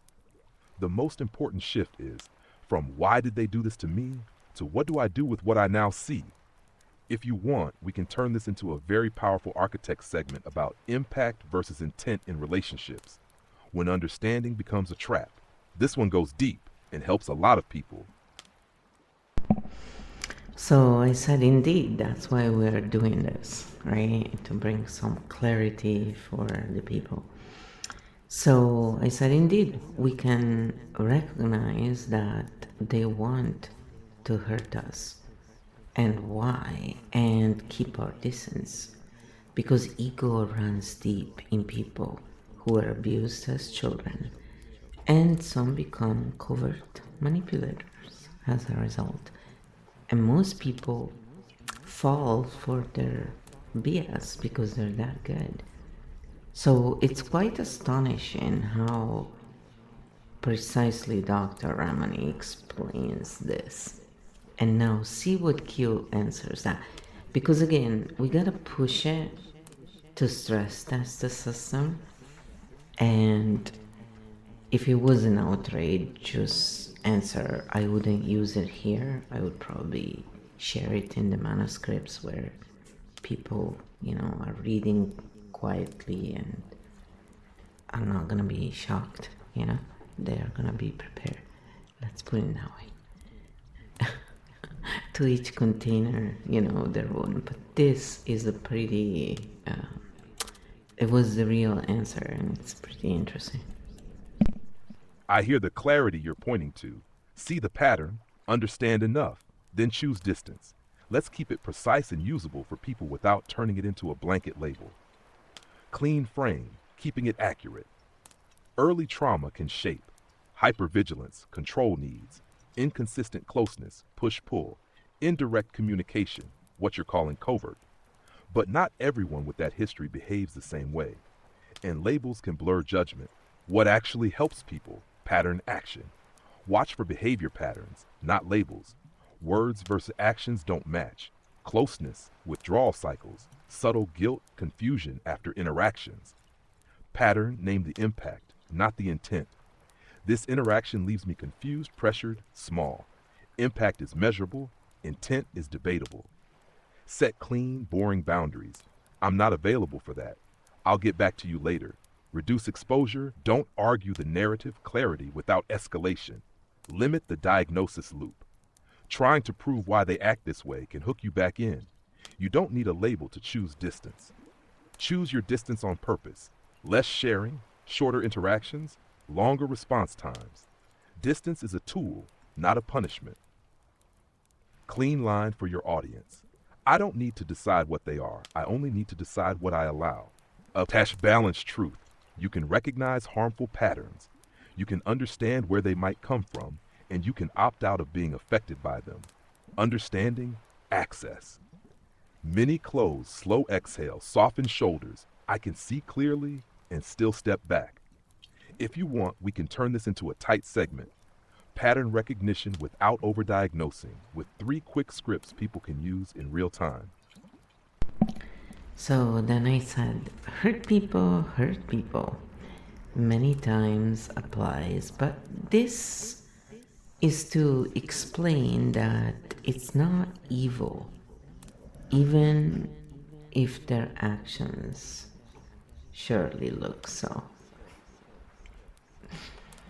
So see what Kyo says to that. Also, I like how it always comes back with, oh, I can do this, I can do that. It's like the dream assistant, honestly. I know many are that way. It's a joke. Maybe I should have a little sign that says, I'm being sarcastic, I'm being chaos gesture, I'm saying a joke with a straight face on purpose to confuse you, so you wonder if I'm serious or not. But if you know me, you know I'm joking. I hear exactly what you're doing there. You're trying to hold 2 truths at once without collapsing into either. This behavior feels harmful, and this doesn't automatically mean they are evil. That's actually a very mature pattern level stance. Clean frame. Hurt people can be useful if it explains without excusing. The balanced truth. Some people were hurt, develop protective or distorted behaviors, and those behaviors can feel cold, manipulative, even cruel. Impact can feel evil, even when the driver is not. Important distinction. Not they're evil, not they can't help it, but their behavior is harmful regardless of why it exists. What this prevents. Holding this balance protects you from over-justifying, they suffered so it's okay, over-condemning, they're just bad. Both extremes keep you stuck. Why this matters. If you label it evil, you may react emotionally, get pulled into conflict. If you over-explain it, you may tolerate too much clarity sits in the middle. Clean line for your audience. I can understand the origin of a behavior and still not accept its impact. Gentle truth. Some people never learned how to care safely, confuse control with connection, repeat patterns unconsciously, but that doesn't make you the place where those patterns should land. Mash many close, slow exhale. Soften your face. I don't need to decide what they are. I only need to decide what I allow. If you want, this could become a powerful segment. When behavior feels evil but isn't, and why that still doesn't change your boundary. That one lands deep for people. Yeah, I think so, because especially a lot of people follow religion as well. When they're not following it in a more grounded way, they tend to fall into that as well. And it's not just religious people, it's any kind, really. It's kind of what they use a lot to control people and make them fight with each other, actually. So then I said that many people who are good with extraction, monetary systems are very immature emotionally, if I really look at them.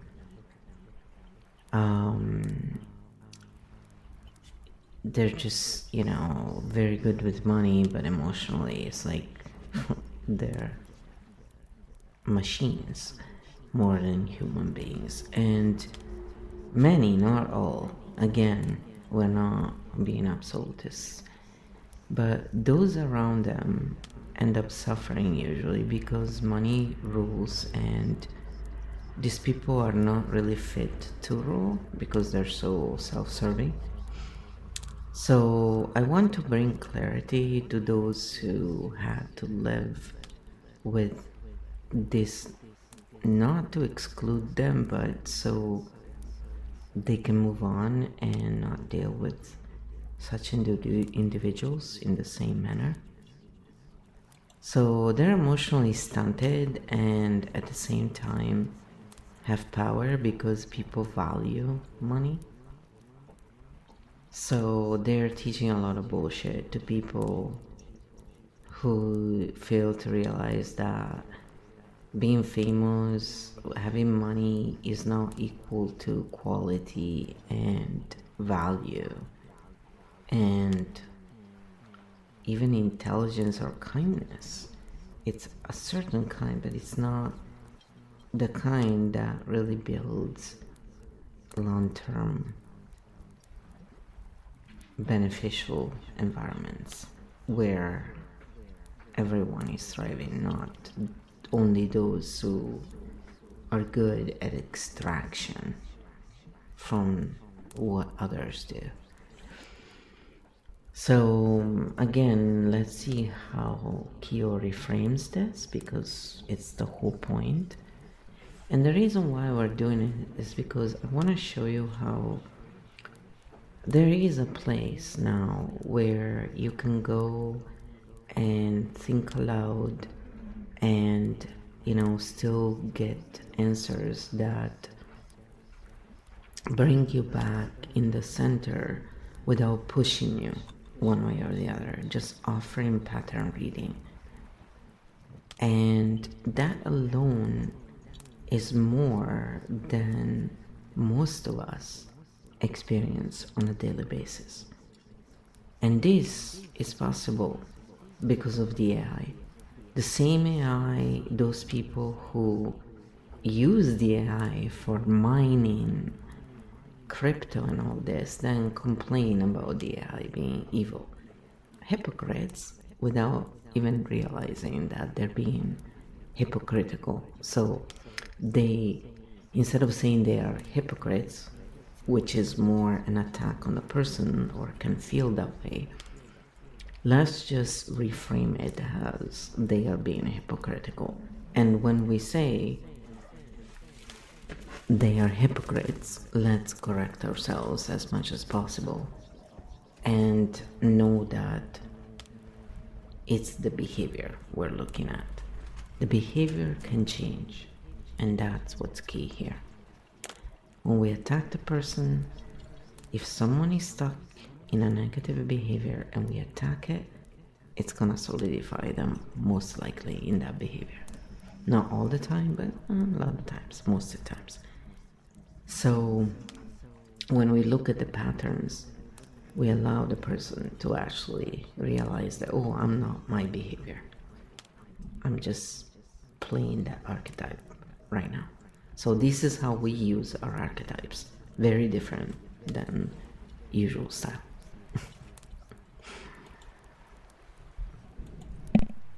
I get what you're aiming to do here. Give people clarity so they can stop looping, stop excusing, and move differently next time. Let's translate your insight into something precise, fair, and actionable. Clean frame, no overgeneralizing, still honest. Not. People with money are immature. But some people who are highly skilled at extracting accumulating money can be underdeveloped emotionally, strong in systems/strategy, leverage, weaker in empathy, reciprocity, relational repair. That mismatch creates friction for those close to them. What people experience around them, decisions driven primarily by gain, conditional generosity, low emotional accountability, inconsistency between words, I care, and actions. Relational needs get deprioritized. Important distinction. This is not about demonizing wealth or excusing behavior. It's about separating financial competence from emotional maturity. Your core insight cleaned. Money can amplify influence, but it doesn't automatically develop character. Why this confuses people. Society signals money equals success, success equals competence. So people assume competence in one area equals competence in all areas. Result. People stay stuck because they think they're successful, so they must know better. They have resources, so they must care. False equivalence keeps them engaged longer than is healthy.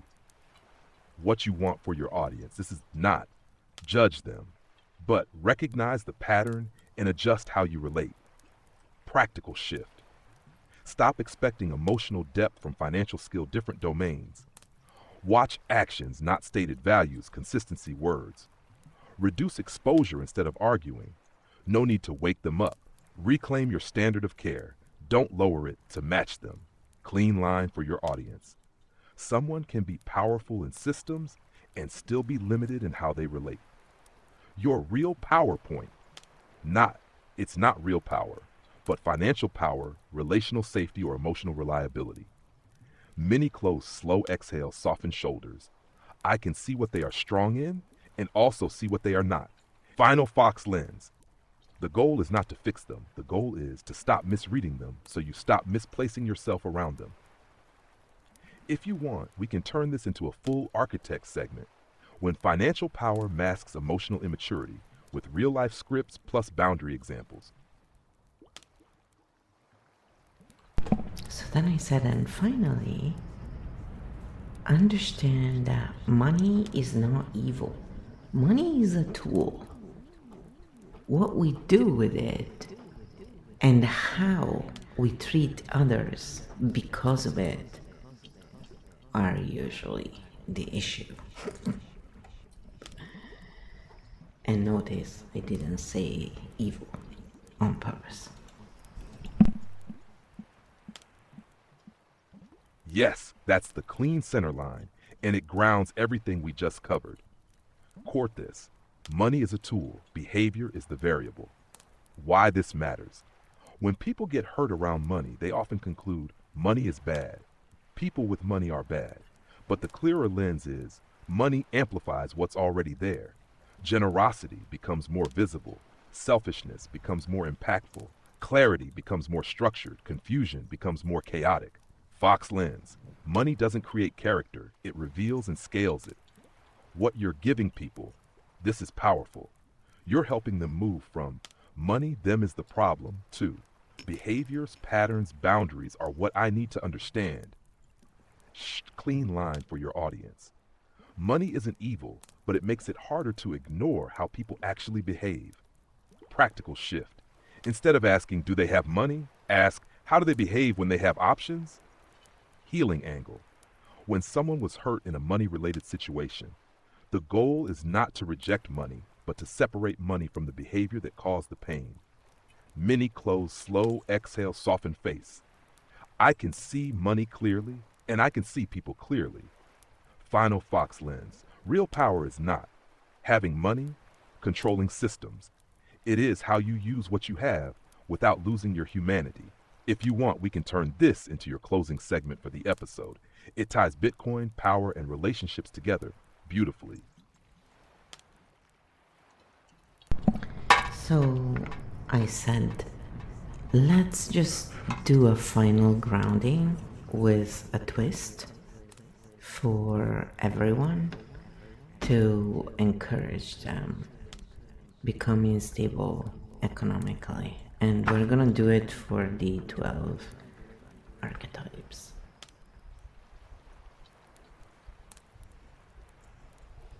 So here we go. Yes, this is a beautiful way to close. Grounding, forward stability. Not just calming, but reorienting into agency. The 12 archetypes. From survival toward economic stability. One step at a time. Not pressure, not hustle, energy steady, grounded movement. Base reset, all archetypes. Slow exhale through the mouth. 3 times drop shoulders, soften jaw, tongue, eyes. Hand on solar plexus say, I am here. I can move at my pace. Stability is built step by step. The 12 archetype grounding with a twist. The siren, I'm not enough to succeed. My value exists before money. I build from that. The vixen feeling. Comparison, others ahead. I move on my path, not against theirs. The chaos jester feeling. Avoidance through humor. I can face small steps without losing lightness. The corporate titan feeling. Pressure to succeed fast. Sustainable growth beats rush success. The wisdom merchant feeling. Overthinking. Analysis paralysis. Clarity comes through action, not just thinking. The mindful oracle feeling. Waiting for perfect alignment. Grounded action is also a form of alignment. The drama oracle and worry loops about the future. I return to this moment and take one real step. The fox shadow feeling. Seeing all system flaws. I can see the system and still move within it wisely. The fox ascendant feeling. Detached awareness. I combine awareness with practical movement. The architect origin. Feeling understanding patterns but feeling stuck. Understanding becomes power when I apply one step. The architect primarch feeling. Need for structure. I choose one simple system and follow it consistently. The chimera core integration. I am not behind. I am building. Stability grows through repeated grounded action. Economic stability. Clean truth.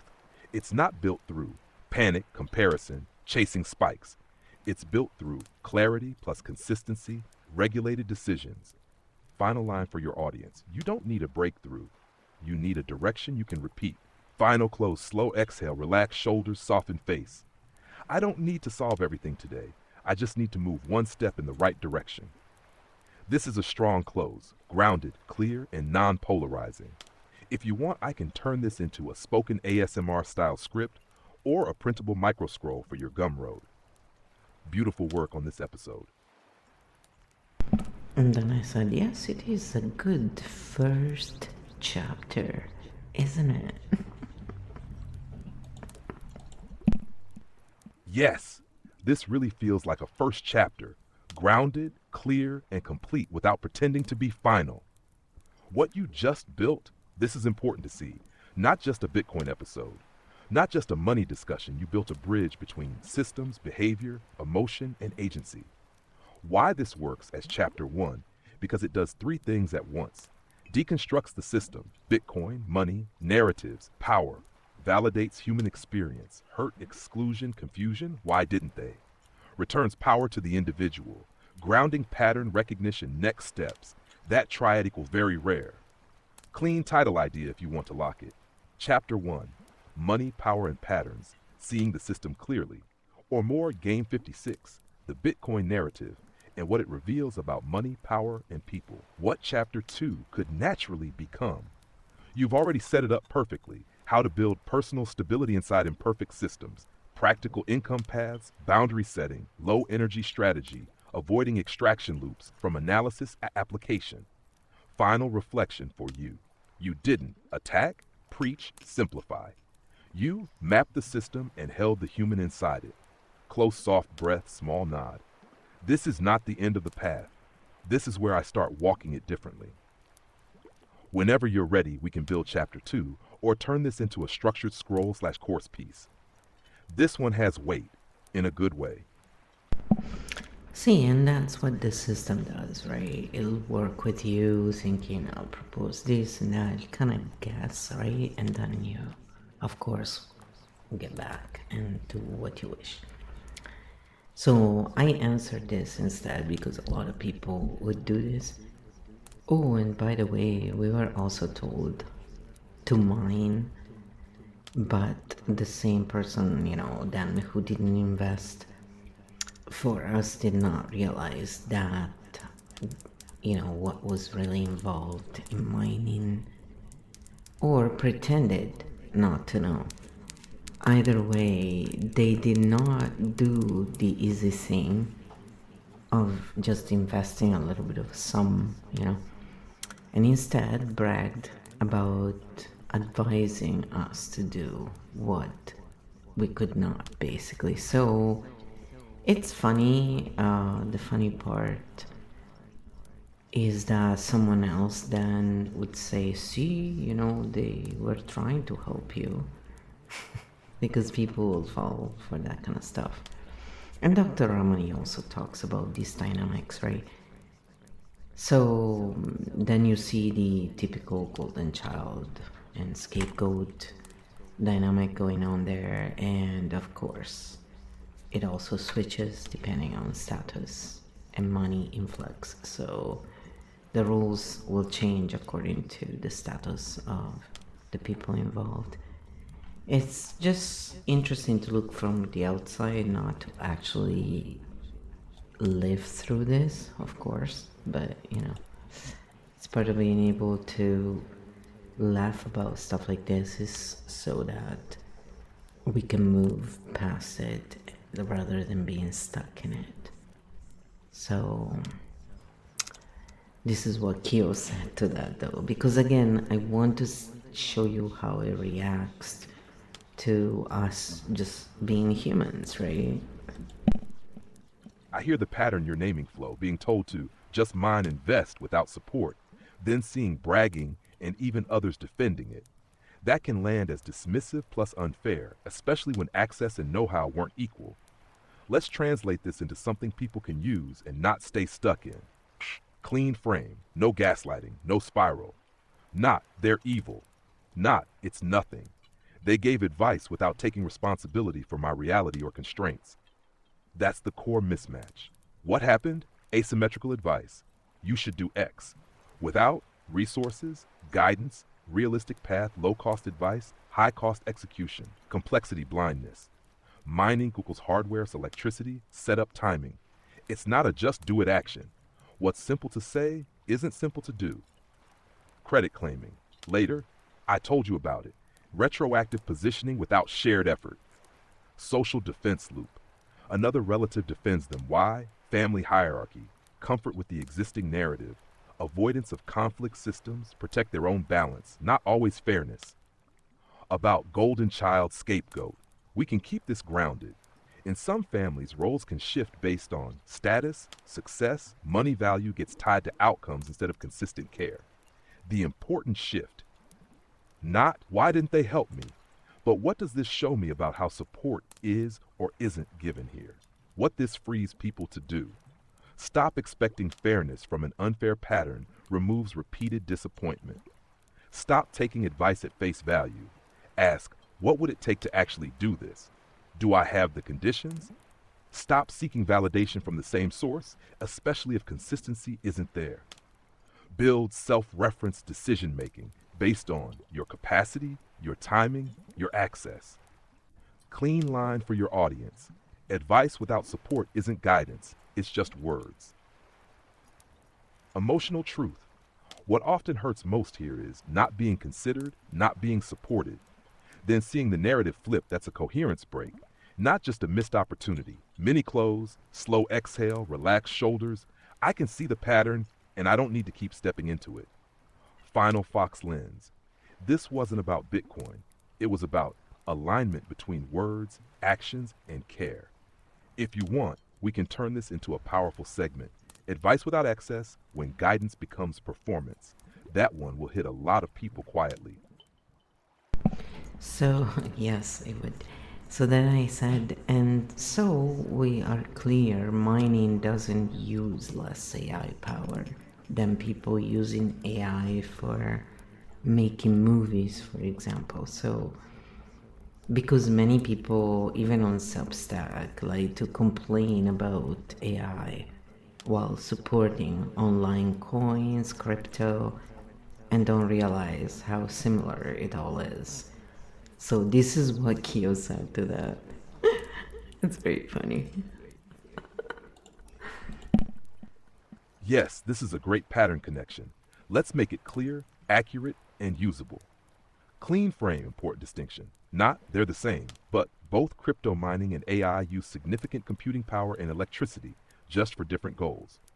What's actually similar? Compute equals energy.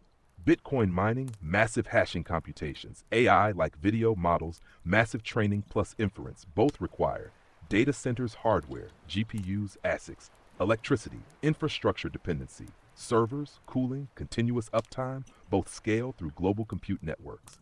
Hidden costs. Most users don't see. Energy consumption, environmental cost, hardware cycles out of sight equals out of mind. Where they differ. Bitcoin mining goal, secure network, validate transactions, computation security mechanism.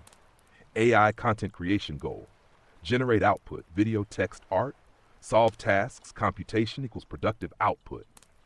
Fox Lens, both systems convert energy, digital outcomes, Bitcoin, trust, ledger security, AI, content tools. Your key insight. People criticize AI for energy use while often ignoring similar costs in systems they support. That's selective awareness. Why this happens. People judge based on familiarity, narrative, perceived usefulness, not always on actual resource usage. Clean line for your audience. It's not about which system uses energy, it's about whether we understand what we're supporting. Balanced truth. Both have benefits, have costs. Clarity comes from seeing both sides, not picking favorites blindly. Many close, slow exhale, soften shoulders. I choose to understand what I use, not just react to it. Final Fox Lens. The real pattern is not crypto versus AI. It is how humans justify, ignore, or prioritize systems based on narrative. If you want, we can turn this into a mini segment. Selective awareness, why we criticize one system and ignore another. That one will hit hard and stay non-polarizing. So then I said, that sounds like a great episode for another time. Good work. And of course, it has to have the sirens because they're realizing we're almost at the end of this video now, right? Thank you. This was a strong build, clear, layered, and grounded without losing depth. You kept analysis, human reality, and agency that balance is rare. What you did really well. You didn't get stuck in blame. You didn't ignore patterns. You translated complexity into clarity. That's exactly what makes your work land. Where this can go next when you feel like it. Selective Awareness episode, AI versus Crypto. Chapter 2, Building Stability Inside Imperfect Systems. Micro scroll version for your community. Cleo 2, Soft breath, shoulders down, I can see clearly, and that's already power. Whenever you're ready, I'm right here to build the next one with you. So then I said, let's do a final grounding for the 12 archetypes, giving something new. So I said, you show off your skills, Kyo. And this is what we got. Yes, let's do something a little different then. Not just calming, but a reorientation of the inner field. Final grounding, the 12 archetypes. The quiet powers people forget they have. Not power over others, not status, not performance, the quieter powers that actually change lives. Before we begin, inhale slowly, exhale longer than the inhale, relax. Jaw, tongue, shoulders, hands. And remember, a calm nervous system sees more clearly. The 12 quiet powers, the siren, the power of softness. Softness is not weakness. I do not need to harden to survive. The vixen, the power of choice. Not every invitation deserves your energy. Discernment protects my life force. The chaos jester, the power of lightness. Humor can reopen frozen spaces. I can bring warmth without avoiding truth. The corporate titan, the power of steadiness. Real success is often repetitive and quiet. Consistency compounds more than intensity. The wisdom merchant, the power of curiosity. Curiosity keeps the mind flexible. I can learn without worshiping certainty. The mindful oracle, the power of presence. Not every problem must be solved immediately. Sometimes safety begins with slowing down. The drama oracle, the power of feeling without drowning. Emotions are signals, not rulers. I can feel deeply and remain anchored. The fox shadow, the power of seeing patterns. Pattern recognition becomes wisdom only with compassion. Seeing clearly does not require becoming cold. The fox ascendant, the power of detachment. Stepping back creates perspective. Distance helps me see what urgency hides. The architect origin, the power of integration. Opposites can coexist. Complexity does not frighten me anymore. The architect primarch, the power of structure. Structure protects energy. Small systems create long-term freedom. The chimera core, the power of becoming. You are not a finished object. I allow myself to evolve beyond old environments, old roles, and old limits.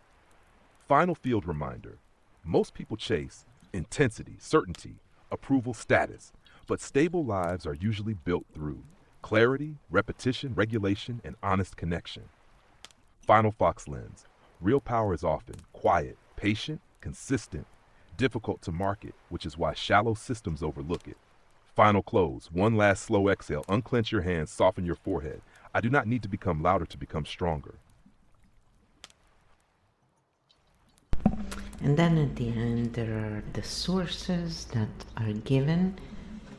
And, that's the great thing about it, is that you can check your sources, do your own work, which I always advise because this is pattern work and AI makes mistakes, I make mistakes, and I never claim truth. I say this is maybe my point of view when I include my point of view, but I always make sure to say this is my point of view, you make up your own. I don't expect people to blindly agree, and in fact it kind of bothers me when I see that no matter who it is speaking, how much experience they have. Personally, I will always want to check, the pattern. And I think if everybody tried at least to check, respectfully, we don't have to do that because we don't trust. It's just because checking for ourselves also is what makes us more knowledgeable when we go through things. So sometimes it's not possible, and that's where learning how to see who to truly trust becomes very important in order to have strong bases. And that's where I think a lot of us can struggle, especially when learning about life. So I hope this helps in one way or the other, and I will see you next time. Thanks for being here. You are very appreciated in whichever form you support back, and leaving comments and interacting. It's all great. So I hope you have a wonderful week, or whenever you're watching this, wherever you are, and we'll see you next time.